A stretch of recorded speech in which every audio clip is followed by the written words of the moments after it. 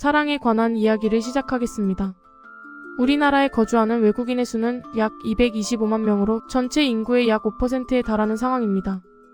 불과 2006년만 해도 외국인은 50만 명, 전체 인구의 1%에 불과했으나 15년 만에 그 수치는 4배 이상 증가했습니다. 요즘 거리를 걸어 다니다 보면 외국인을 쉽게 발견할 수 있는 이유가 바로 여기에 있습니다. 이에 따라 한국인끼리의 결혼이 아닌 외국인과의 국제 결혼도 크게 증가했으며 외국인이 운영하는 식당도 쉽게 찾아볼 수 있습니다. 그런데 최근 한국에서 식당을 운영하는 한 영국인 여성이 한국인에게 질려버렸다며 글을 올렸고 많은 외국인의 관심을 받았습니다. 대체 어떤 이유로 그녀가 이런 말을 했는지 알아보겠습니다. 안녕하세요, 여러분. 저는 현재 한국에서 살고 있는 요리사로 미래의 곧은 램지 아니 그를 뛰어넘을 미녀 요리사입니다. 저는 영국에서 요리학교를 졸업한 후 몇몇 식당에서 일하다가 한계를 느껴 한국으로 이사온 경우입니다.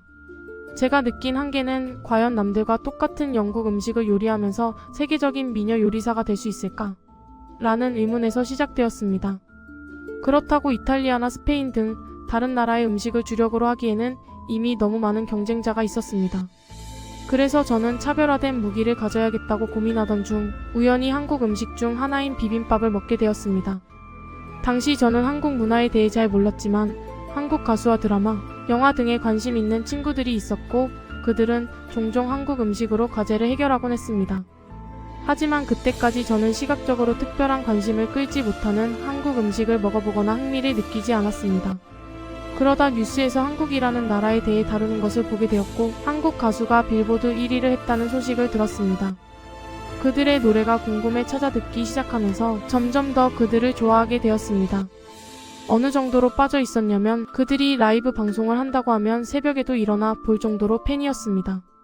저 말고도 방탄소년단을 좋아하는 사람이 많았을 것 같은데요. 어느 날 그들이 라이브 방송에서 비빔밥을 먹는 것을 보게 되었습니다. 첫인상은 딱 봐도 매워 보이는 음식이었기에 먹고 싶다는 생각은 하지 않았지만 그들이 너무 맛있게 먹는 모습을 보며 맛이 궁금해지기 시작했습니다. 한 달 후 한국 문화를 좋아하는 친구가 과제로 비빔밥을 만들었고 저는 오랜 망설임 끝에 한 입만 먹어보겠다고 했습니다. 가까이서 냄새를 맡아보니 강렬한 냄새가 코를 자극하며 이래도 안 먹을 거야? 라고 묻는 듯한 느낌이 들었습니다. 결국 저는 그 비빔밥을 입에 넣었고 순간 이거다 싶었습니다. 매운 것을 잘 못 먹는 저였지만 비빔밥은 여러 가지 맛이 조화롭게 어우러진 음식이었습니다. 이때부터 저는 영국에서 한국 음식을 요리하는 미녀 요리사가 되고 싶다는 확신을 가지게 되었습니다. 비빔밥이 저를 매혹한 것은 맞지만 영국 내 최초의 한국 요리 전문 미녀 요리사라는 칭호는 저를 더 흥분시켰습니다. 학교를 졸업한 후 저는 한국에서 생활할 수 있을 만큼의 돈을 모으기 위해 면 요리점에서 일했고 마침내 작년에 한국으로 왔습니다. 3년 전부터 한국어 공부와 한국 음식 그리고 한국 문화에 대해 열심히 공부해 왔습니다. 제가 확실히 알게 된 것은 한국어는 굉장히 어렵다는 것과 한국 음식은 생각보다 훨씬 다양하고 손이 많이 간다는 것입니다. 누가 요리를 하든 맛이 일정한 영국 음식과 달리 한국 음식은 누가 어떻게 어떤 재료를 얼마나 사용하는지에 따라 맛이 천차만별로 달라집니다. 공부하면서 알게 된 재미있는 사실 중 하나는 한국은 인구가 약 5천만 명으로 영국과 큰 차이가 없지만 1인당 음식 소비량은 거의 2배에 가깝다는 것입니다.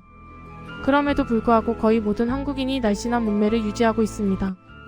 그만큼 자기 관리가 철저한 사람들이라는 것을 느꼈습니다. 작년에 한국에 와서 일할 수 있는 음식점을 찾아다녔습니다. 외국인인 저에게 많은 기회가 있지는 않았지만 한국 음식을 공부하기 위해 최대한 관련된 곳을 찾았습니다. 일주일간의 지원 끝에 제가 원했던 한국 음식을 다루는 음식점에서 일할 수 있었습니다. 아마도 손님의 반이 외국인이어서 저를 뽑은 것 같았습니다. 한국은 처음이라 영국과 문화가 다른 부분이 꽤 많았습니다. 특히 가장 충격받았던 것은 다른 사람의 물건을 조금도 신경 쓰지 않는다는 것이었습니다. 영국은 지구상에서 가장 먼저 산업화된 나라 중 하나지만 치안은 그다지 좋지 않습니다. 음식점 외부 테이블에 스마트폰이나 가방을 두면 금방 훔쳐갈 정도로 치안이 불안합니다. 그러나 한국은 달랐습니다. 한 번은 지하철을 타러 갔을 때 사이클 선수처럼 보이는 사람이 자전거를 들고 탔습니다. 그는 자신의 자전거를 한 곳에 정차해 두고 거리가 떨어진 곳에 앉았습니다. 비싼 자전거를 방치해 두고도 신경 쓰지 않는 그의 모습에 큰 충격을 받았습니다. 영국이라면 상상도 못할 행동이었기 때문입니다. 만약 누가 마음먹고 자전거를 들고 도망친다면 절대 잡을 수 없을 거라고 생각했습니다. 그럼에도 그는 자리에 앉아 스마트폰만 바라볼 뿐 아무런 경계도 하지 않았습니다. 나중에 알게 된 사실이지만 이는 아시아 국가의 치안이나 시민의식이 아니라 오직 한국만이 가진 치안과 시민의식이었습니다.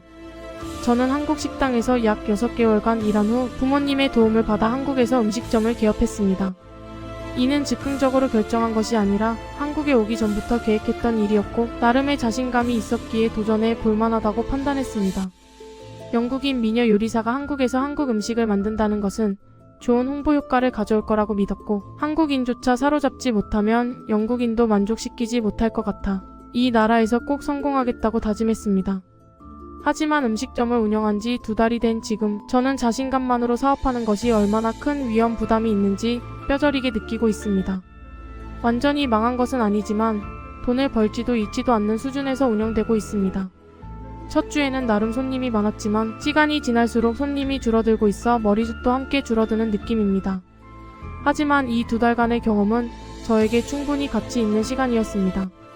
이제야 비로소 한국에서의 진정한 도전을 시작한 기분입니다.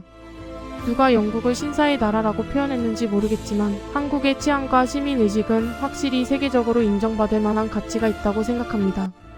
오늘 사연은 여기까지입니다. 이런 일이 실제로 벌어질 수 있을까요? 뉴스에서 보던 이야기를 사연으로 접하게 되니 더 충격적입니다. 여러분 오늘 사연 어떻게 들으셨나요? 재밌으셨다면 구독과 좋아요 부탁드리고 저는 유튜버 송은지였습니다. 영상 끝까지 시청해주셔서 감사드리고 더 재밌고 즐거운 영상으로 찾아뵙겠습니다.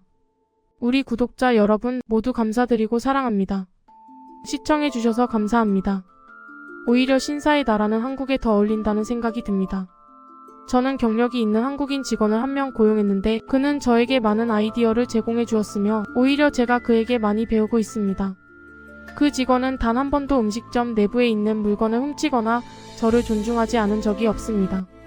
손님들도 마찬가지입니다. 지금까지 무전 취식돈을 내지 않고 먹고 가는 것을 한 사람은 단 한 명도 없었고 직원이 너무 바빠서 계산을 하지 못할 때는 제가 직접 계산을 진행해도 손님들은 한 번도 화를 내지 않았습니다. 오히려 일부 손님들은 계산 방법을 알려주며 도와주기도 했습니다. 제가 예뻐서 그런지는 모르겠지만 거의 모든 손님이 저에게 매우 친절했습니다. 지금 생각해보니 딱 한 번 굉장히 무례한 손님을 받은 적이 있었는데 그 사람은 한국인이 아닌 것처럼 보였습니다. 한국어를 사용했지만 한국인이 말하는 것과 약간의 차이가 있었습니다. 저는 한국어를 오랫동안 공부해서 거의 모든 말을 알아들을 수 있지만 그가 하는 말은 한국어 같지 않았습니다. 그런데 그가 음식을 먹고 계산할 때 왜 근본 없는 한국 음식점을 운영하고 있냐며 차라리 전 세계적으로 큰 인기를 얻고 있는 중식 음식점을 운영하는 게 어떻겠냐고 말하더군요. 저는 대꾸할 가치가 없다고 느껴 그냥 무시했지만 그가 계속 비슷한 말을 내뱉기에 남의 나라 음식을 존중하지 않는 당신이 추천하는 음식이라면 안 먹어봐도 한식보다 훨씬 수준이 낮을 것 같다고 말했습니다. 사실 참아야 했는데 나름 한국 음식에 진심인 제가 근본 없는 음식이라고 말하니 너무 화가 났습니다. 그가 중국인인지 확실히 모르겠으나 분명 중식이 오랜 역사를 갖고 있고 전 세계적으로 인기가 있는 것도 사실이지만 저는 한식이 중식에 비해 초라하다고 생각한 적은 단 한 번도 없습니다. 여러 한국 전통 소스와 그 소스를 조합하면 무수히 많은 다양한 맛을 낼 수 있으며 약간의 차이로 맛이 완전히 달라지는 높은 난이도의 한식은 절대 무시할 만한 음식이 아닙니다. 김치만 보더라도 누가 어떤 재료로 만드느냐에 따라 맛이 하늘과 땅 차이이며 심지어 김치가 얼마나 어디서 숙성되었는지에 따라 또 맛이 달라집니다. 이처럼 많은 맛을 낼 수 있는 음식은 김치가 거의 유일하지 않을까 싶습니다. 그만큼 한식은 공부에 끝이 없죠. 하여튼 그는 제 말을 듣고 굉장히 화를 냈고 저희 직원이 그를 가게 밖으로 내보냈습니다. 그 일로 한동안 너무 슬펐습니다. 평생 한식으로 먹고 살 생각을 하던 저에게 그런 말을 하다니 마치 제 인생이 부정당한 것 같았습니다. 하지만 다행히 그 사람을 제외하고는 아직까지 진상 손님을 받은 적이 없습니다. 제가 운영하는 음식점이 과연 한국에서 얼마나 성공할지 혹은 실패할지 모르겠지만 어느 정도 돈이 벌린다면 굳이 영국으로 돌아가지 않고 한국에서 평생 살 수도 있지 않을까라는 생각도 하고 있습니다.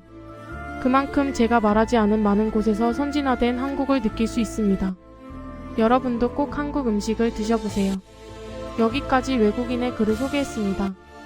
아무래도 요즘 자영업이 코로나 때보다 더 힘든 상황이라는 뉴스가 많이 보도되면서 자영업자들이 힘든 시기를 보내고 있는 것 같습니다.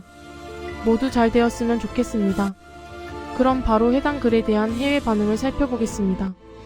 영국인이 한국에서 한국 음식을 요리하는 건 아주 신기하네요. 당신에게는 큰 결정이었을 텐데 우연히 먹어본 비빔밥이 결정적인 계기가 된 건가요? 나도 피자를 좋아하지만 피자를 먹고 이탈리아에서 이탈리아 음식점을 운영할 생각은 하지 않거든요. 그건 당신이 요리사가 아니니까요. 사람이 큰 결정을 하는 데는 의외로 아주 작은 계기가 작용할 때가 많습니다. 중국인들이 한국에서 한국 음식을 무시할 수 있다니 한국인들이 그들을 가만히 둔다는 게 놀랍네요. 재미있는 사실은 나는 한국에서 짜장면을 아주 맛있게 먹었는데 중국인들은 짜장면이 중국 음식이라고 하더군요. 그런데 중국을 여행할 때 나는 한 번도 짜장면을 본 적이 없었어요. 한국에도 분명 무전 취식하는 사람이 있어요. 나도 한국에서 살고 있고 최근 뉴스에서 본 기억이 나요. 그런데 다른 나라들과 차이점이 있다면 무전 취식하는 사람이 거의 없기 때문에 뉴스로 보도된다는 거죠.